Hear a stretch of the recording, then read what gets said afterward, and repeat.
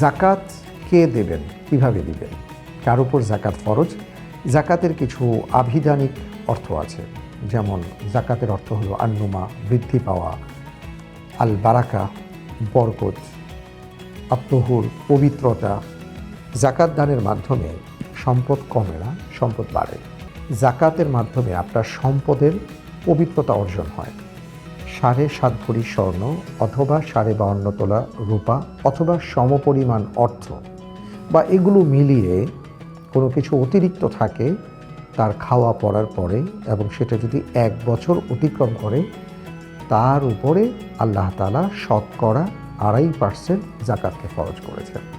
জাকাত আগে দিতে হয় না, পরে দিতে হয়। খরচ আপনার সব কিছু করার পরে দেখতে হবে আপনার কাছে কি আছে, এরপরে আপনি জাকাত দেবেন।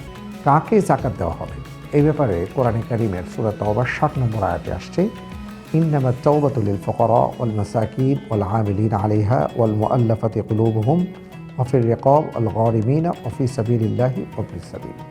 এখানে 8 শ্রেণীর কথা আল্লাহ তাআলা উল্লেখ করেছেন।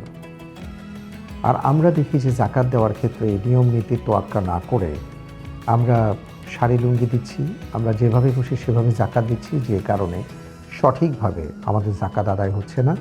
এবং যাদেরকে জাকাত দেওয়া হয় প্রতি বছর তারা আবার আশায় বুক বাঁধে, আবার আসে, আবার তাদেরকে আমরা জাকাত দিই।